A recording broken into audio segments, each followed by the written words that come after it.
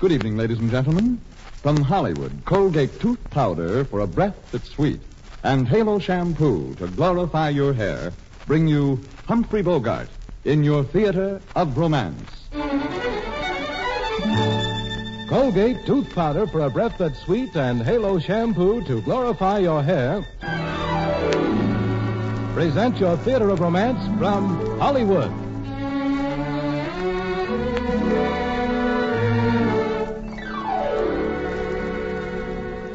Tonight, we're delighted to bring you Warner Brothers' thrilling new picture, Conflict. An amazing story of a man in desperate love. A story filled with surprise and shock. The star of the picture and of tonight's adaptation is the master craftsman, Humphrey Bogart.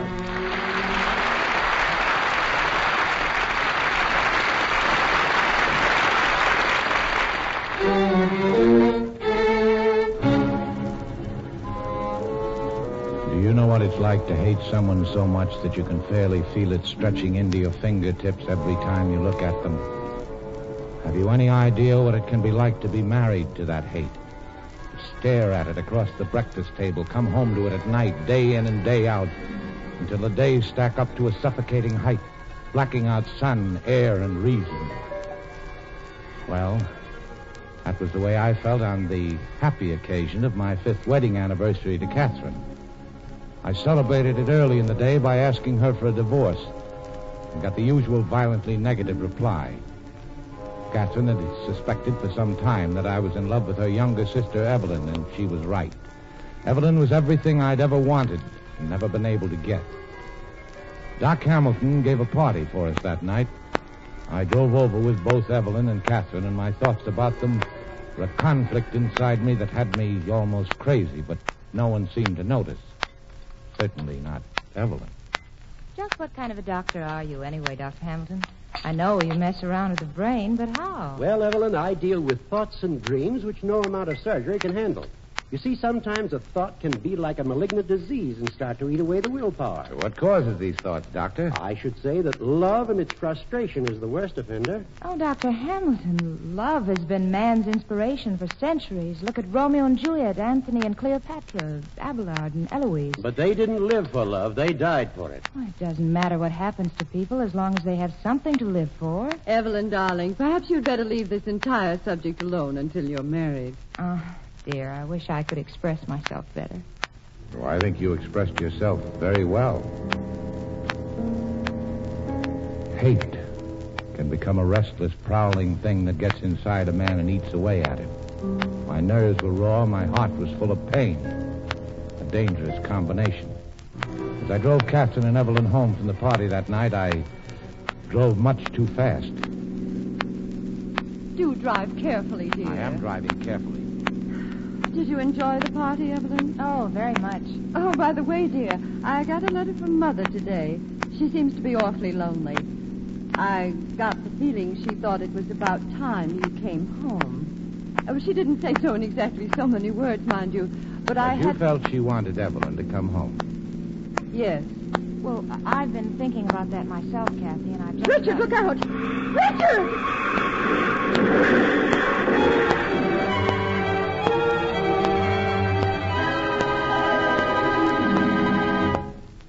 Well, old man, you had quite a jolt, didn't you? How do you feel? Hi, Doc. Well, my leg hurts. Oh? We'll keep you in a wheelchair or on crutches for a few days, and then you'll be as good as new. How's Evelyn? Well, she's all right, just a few scratches. And Catherine? Is she dead? No, she escaped without a mark. I knew then I was going to kill Catherine. I planned it slowly, methodically, very carefully. Pretending my legs still hurt, I stayed in a wheelchair for several days after I could walk. I planned a trip to the mountains with Catherine, but on the morning we were supposed to leave, I had Freston, one of my men, come out to check some blueprints so that I wouldn't have to leave with Catherine. I promised to join her the following day by train. Will you be all right alone tonight? Of course. Oh, you look good today, Catherine. I always did like that green suit. Well, that's the first compliment you've paid me in a long time. Oh, well, I'm not such a bad guy when you get to know me. Now, run along and have a good time. Wondering at my sudden kindness, Catherine drove off. How was I to know that she would stop for a moment to speak to Dr. Hamilton? Hello, Catherine. Oh, this is a nice day for working in the garden. Come along and I'll show you the results of fertilizer and lumbago. I can't. I'm on my way to Mountain Springs. Without Richard? Oh, he's coming up tomorrow. Would you drop by the house after a while and make certain he's all right? He's all by himself. I'd be glad to. Here, let me pin this rose on your lapel. It goes with that suit. Oh, thank you, Dr. Hamilton. Goodbye, Captain. She was well up the mountain when she rounded a turn and saw my car parked across the road. She got out of her car and moved slowly toward me. Hello, Catherine.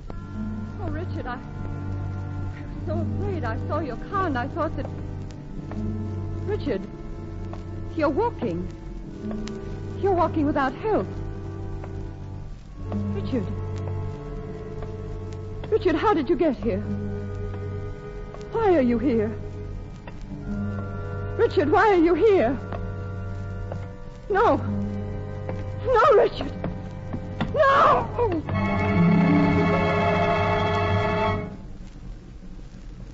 I put Catherine's body back behind the wheel of her car, then I released the brakes and sent it hurtling over the edge of the canyon. As it rolled over the edge, it scattered a pile of logs that went crashing down on top of it. The logs completely hid the car. Then I got back in my car and drove home. I was just back in my wheelchair when Preston arrived from the office, just as I had planned. At that moment, also as I had planned, I was on the telephone. The timing was perfect. Evening, Mr. Mason. Oh, hello, Preston. Sit down, will you, until I finish this call. Hello? Hello, Mountain Springs Hotel? Oh, I'd like to speak to Mrs. Richard Mason, please. This is Mr. Mason. She hasn't? You're quite sure? Oh, well, have her phone me the minute she gets in, will you? Oh, thank you very much. Something wrong, Mr. Mason? Well, I don't know. My wife left for Mountain Springs this afternoon, and she hasn't arrived. Hello, Richard. How are you? Hello, Doc. You know Preston, don't you? Well, yes, of course. Nice to see you again. Thank you, sir. Catherine asked me to look in on you tonight. Feeling all right? Well, frankly, I'm a little worried, Doctor. Catherine hasn't arrived there yet, and it's getting late. I say, that is something to worry about. Why, she came to my house shortly after 2 o'clock. Maybe you'd better call the highway patrol. Yes, I guess I better.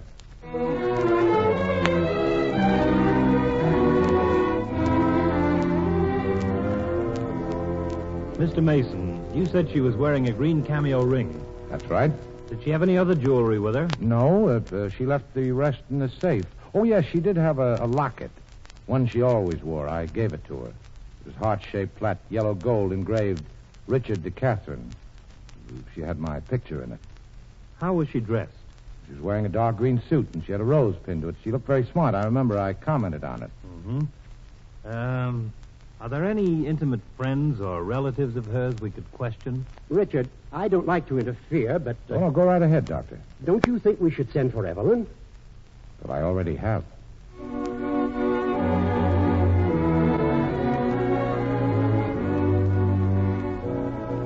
Dick, I'd like to ask you something. Well, go ahead. Did you notice anything strange or unusual about Catherine before she disappeared last week? You see, I felt something was worrying her, something she was trying to hide. Well, for one thing... Well, now, you must realize, Evelyn, that I'm telling you this in confidence. But for some reason, she imagined that I had fallen in love with you. With me? Yes. Where on earth did she ever get an idea like that? I don't know. Ridiculous, isn't it? Why, of course it is. I couldn't possibly think of you as anything but Catherine's husband. And even if you weren't married to Catherine, there's such a difference in our ages, and... Yes. I'm very sorry to hear that, Richard. I wouldn't come between you and Catherine for anything in the world. Hello? Oh, hello, Dr. Hamilton. You where? At police headquarters. Well, why didn't they phone me? Oh, yes, I was out for a little while this afternoon. They found what? All right, I'll be right down. Come on, Evelyn, we've got to get right down to headquarters. They picked up a clue of some sort. This may be the end of our waiting.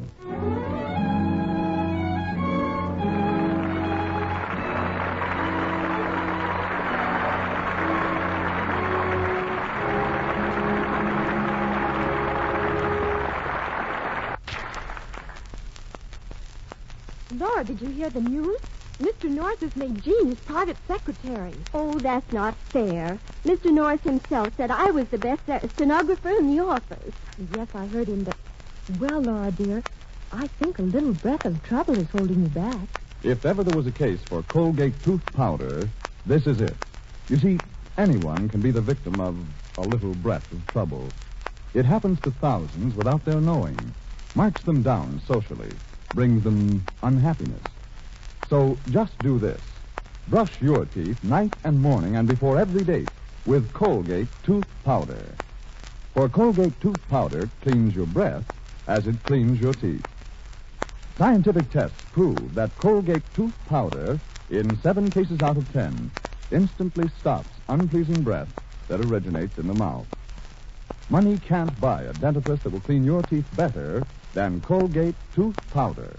Remember the name, Colgate tooth powder, with the accent on powder.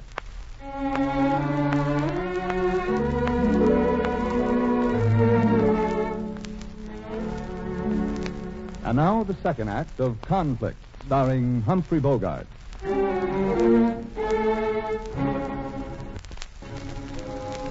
Richard Mason was on the threshold now of incredible events. He sat around a table at police headquarters with Dr. Hamilton, Evelyn, Detective Workman, and a hobo. On the table was the cameo ring that Catherine had been wearing when Richard saw his ring. I told you. Out of a lady's pocketbook. But where? A big crowd a couple of days ago. This lady, she's standing on the other side of me, seeing her. The pocketbook was open, so I just stuck my hand in and come out with the ring. Did you notice what she looked like? No. Was she wearing a hat? Yes, a green one. She was all dressed in green. I like green, so I noticed that. He's lying. Can't you see that? He's lying. He either found the body or killed her himself. Why don't you do something? Don't just stand there staring at him. Beat it out of him. Beat it out of him. Richard, take it easy. Okay, Doc. I'm sorry for blowing up. It's the strain of waiting, not knowing what's happened to her. Let's get out of here. That's okay. Dr. Hamilton, why don't you take Mr. Mason home?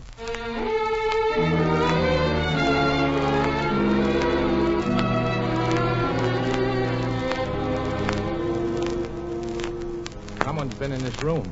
You gave the servants the day off, didn't you? It wasn't the servant. Someone's been in this room wearing Catherine's perfume. Well, can't you smell it? Yes. That's strange. Richard, look. What's this key on the bed? Key? Here. That looks like the key to the safe.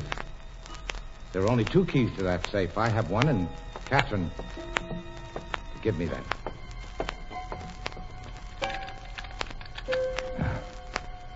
That's what it is, all right. You sure it isn't yours? You bet I'm sure. Mine is never off the ring. Holy smoke. Hamilton, get police headquarters. Tell Inspector Workman that someone has broken into this house tonight. Is anything missing? No, but something's been put in the safe. The wedding ring my wife wore the day she went away. And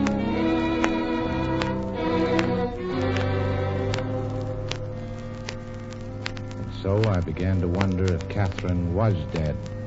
I knew she must be, and yet the hobo, the returned wedding ring, the key all pointed in another direction. And the next day when I arrived at my office, there were further signs. Mr. Mason, a lady called while you were out. I thought she said she was Mrs. Mason, but she may have just repeated Mr. Mason. The connection wasn't a clear one, and then she rang off. You probably misunderstood. This thing is getting on everyone's nerves. There's something else, Mr. Mason. That letter on the desk. Letter? It looks so much like Mrs. Mason's handwriting. Oh. It is Mrs. Mason's handwriting. What is it? It's a pawn ticket. Isn't there a note or anything? No, there's nothing. Just a pawn ticket. It's the Granville Loan and Jewelry Company, 17 Bay Street. Are you going down there? You bet I'm going down right now.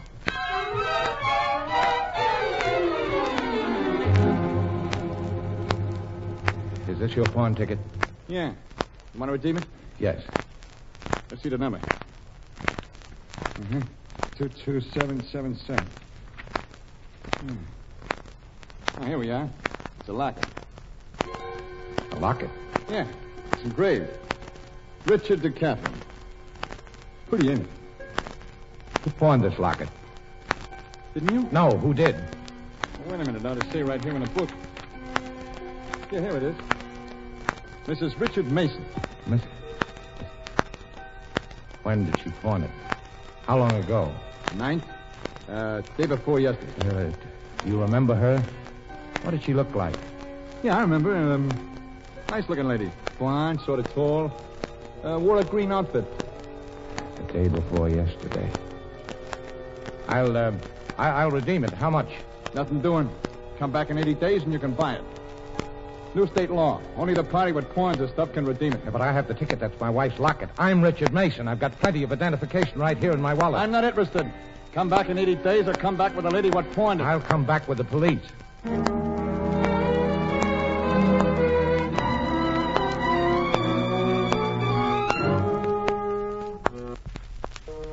tell you, this is the shop. It is the shop, Inspector. I was here less than an hour ago. Honest, I swear it. I ain't had no gold locket in here for months, maybe even a year. Don't give me that. Where's your partner? I have no partner, no clerk, no nobody. This is my shop, and I run it. You got the ticket? Never mind the ticket. Get the book. Yes, sir. Ah, that's right, the book. I saw her name written in it in her own handwriting. Now, there's the book. What was the number? 22777. 22777. Ah, here you are. A watch pawned by Casimir Imber. Look, read it for yourself. That's what it says, all right. You're lying. You've switched books. You've hidden the locket. Tell me where it is. Tell me or I'll beat the truth out of you. Tell me. Dirty, lying little rat. Let go of him.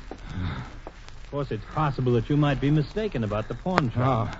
They're all very much alike. There's no reason to get excited, Mr. Mason. No reason. How would you feel if all these things were happening to you? Well, I suppose I'd feel I was getting soft in the head.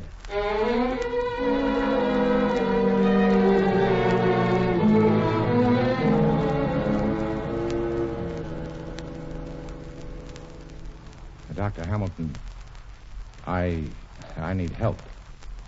That's why I came to you. Now listen, Doctor, I don't believe in ghosts. I don't believe in the supernatural. I don't believe people live on in this life once they've left it. But I saw Catherine today, or someone that was like Catherine. Where? Downtown. I saw her passing in the street. I tried to follow, but she disappeared into an empty building before I could catch her. How do you know it wasn't Catherine? Why, What do you mean? Catherine may be a victim of amnesia. I thought that possibility for some time. I've been hoping she might be picked up and identified. Oh, but that couldn't happen. How about the tramp? His story may have been true. Yeah, but the key, the wedding ring. In her sleepwalking state, she may have returned it herself. A subconscious desire to renounce the marriage. The phone call. A mistake on the part of the operator. Yeah, but the pawn ticket, the locket. She needed money, Richard.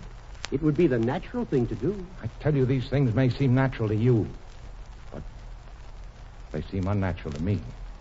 You sit there complacently droning on, trying to give me logical explanations for these things, trying to make me think I'm crazy. I'm not crazy, do you hear? Then why don't you accept my explanations? Why do you go on torturing yourself with these doubts? Now, look, Hamilton. You've had great experience with mental cases. Do you think I'm beginning to imagine things? I'm sure I saw Catherine today, or someone very like her. Have you ever run into anything quite like this before? Only once. Many years ago when I was a student in Vienna. Well, what was it? Well, a man who murdered his wife.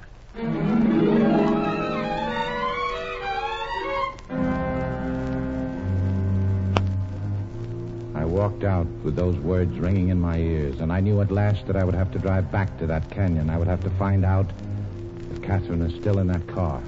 It was night when I arrived, night when I climbed down that canyon, making my way slowly down with the aid of a flashlight. Night when I turned that flashlight to the driver's seat and saw that it was empty. All right, Mason, this clinches it. No use trying to run. You're surrounded. You haven't anything on me. She's not there. She escaped. The body's not there. We took her body away the day after you killed her. That's right, Richard. Hamilton. I'm here too, Richard. She's not dead. I really saw her today. I saw her on the street. Tell them, Doctor. It was I who told them you killed her, Richard. You? Oh, but You couldn't do that. What do you know about it? You have no proof. You made one slip, Richard. You said she was wearing a rose the last time you saw her. Well, she was. Pinned on her coat. And I pinned it there. That was a rose I gave her when she left for the mountains. A rose you could only have seen when you were supposed to be helpless, sitting at home. You're pretty smart, aren't you? Smart enough to know that that wouldn't convince a jury. I had to drive you back to the scene of the crime. Come along, Mason. So you did all this? Yes, Richard. And even if I do say it myself, it took quite a little invention. I had helpers, of course, the handwriting expert, the man in the pawn shop, the tramp, policewoman who impersonated your wife, but most of all, your conscience. And, Evelyn, was she in on it, too? No, not Evelyn. Evelyn was absolutely innocent. Ah. Well, that's better. That makes me feel better. I'm glad it's all over. I'll be happy now. I can get some rest. But you're wrong, Doctor. You're wrong about one thing. What's that? That Evelyn was innocent. You see, Evelyn was the thought you talked about. Evelyn got in here, got inside my head. She may be innocent to you, but to me, Evelyn was the cause of the whole conflict.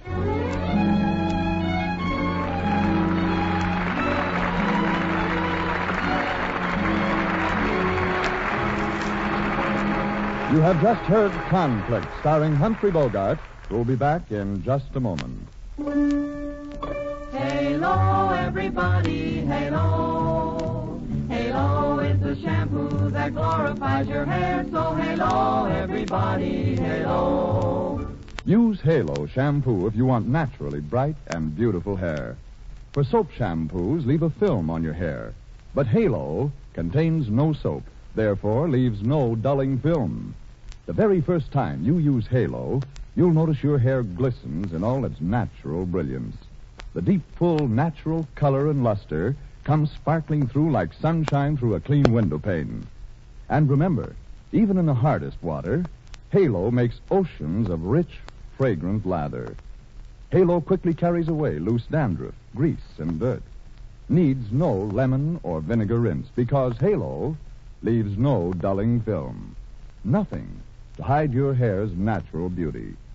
Say hello to Halo and goodbye to dulling film. Use Halo on your children's hair, too. Get Halo shampoo at any cosmetic counter. Remember, Halo glorifies your hair. So halo, everybody, halo. Halo shampoo, halo. Colgate tooth powder for a breath that's sweet and Halo shampoo to glorify your hair. Join in thanking Humphrey Bogart for a thrilling performance as the star of Conflict. Mr. Bogart, millions of your fans now have the opportunity of seeing this great Warner Brothers picture at their neighborhood theaters. And believe you me, I'll be right at the box office to get my ticket. Our thanks to you for a swell show and to Warner Brothers for making your appearance possible. The pleasure was mine, Frank, and I'm looking forward to future broadcasts of Theater of Romance. In particular, the Joe Cotton Show next week. Thanks again, and good night. Charles Bander's production of Theater of Romance next week stars Joseph Cotton in One Life to Lose. And in the following weeks, you'll be hearing Loretta Young, Robert Walker, Barbara Stanwyck, and Ronald Coleman. Keep a date with Theater of Romance for all the weeks to come. These presentations of Theater of Romance come to you because of your enthusiastic recognition of Colgate tooth powder for a breath that's sweet and Halo shampoo to glorify your hair. This is your host, Frank Graham, saying good night and wishing you love, happiness, and romance. Ladies, remember how you saved fat to help grease the wheels of victory? You did a wonderful job, but don't let up. Your used cooking fat is still needed now for peacetime production. Automobiles, refrigerators, vacuum cleaners, soaps, alarm clocks, cottons, nylons, and no end of wonderful goods for good living require fat in their making. So help speed the wheels of commerce. Salvage every drop of used cooking fat you can. Fill a tin and turn it in. Your butcher still pays you 4 cents plus 2 red points for every pound of waste cooking fat. This is CBS, the Columbia Broadcasting System.